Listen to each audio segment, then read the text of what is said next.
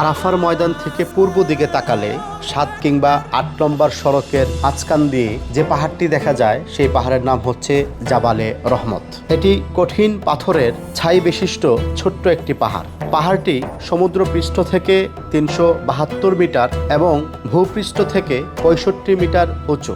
এই পাহাড়ের উপরিভাগে সমতল স্থানে 8 মিটার উঁচু একটি চতুষ্কোণী পিলার রয়েছে, যা দেখে দূর থেকে পাহাড়ের অবস্থান চিহ্নিত করা সম্ভব হয়।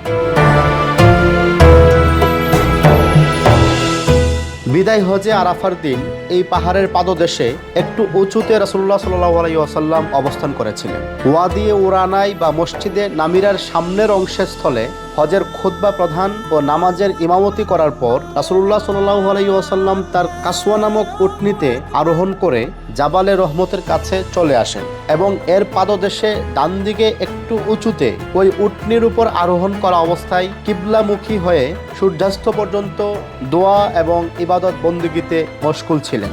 এখানেই সূরা মায়াদার প্রসিদ্ধ একটি আয়াত নাজিল হয়, যেখানে আল্লাহ পাক রব্বুল আলামিন বলেছেন, আজ আমি তোমাদের জন্য তোমাদের দিনকে পূর্ণ করলাম এবং তোমাদের উপর আমার নিয়ামত সম্পূর্ণ করলাম এবং তোমাদের জন্য দিন হিসেবে পছন্দ করলাম ইসলামকে।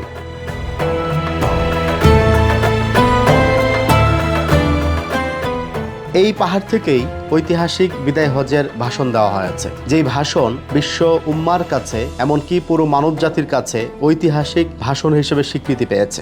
এই জাবালে রহমতের পাদদেশে হাজী সাহেবরা এসে এবং যারা উমরাহ করতে আসেন তারাও এখানে এসে ইবাদত বন্দেগী করে নিজেদের গুনাহ মাফ করাতে চান। এই জাবালে রহমত, এই আরাফার ময়দান, এই মসজিদে নামিরা সবকিছুর সমন্বয়ে হাজী সাহেবদের যে মিলন মেলা হয়, হাজী সাহেবরা জিলহজ মাসের 9 তারিখে যে সম্মিলন ঘটে, এই সম্মিলন থেকে বিশ্ব উম্মাহর কাছে যে বার্তা পৌঁছে যায়, যে ঐক্য এবং শান্তির বাণী পৌঁছে যায়, এই বাণী, এই ঐক্য যুগ যুগ ধরে মুসলমানরা আঁকড়ে ধরে আছেন এবং থাকবেন। এই জাবালে রহমতে এসে আমরা যেমন আত্মতৃপ্ত হচ্ছি, ঠিক সেই রকম ভাবেই ঐতিহাসিক নানা জিনিস জেনে এবং স্বচক্ষে দেখে নিজেদের ঈমান এবং নিজেদের আমলকে আরো শানিত করতে পারছি। আল্লাহ পাক রব্বুল আলামিন আমাদের সকলকে আরাফার ময়দানে এবং জাবালে রহমতের পাদদেশে এসে পবিত্র হজ আদায় করার তৌফিক দান করুন।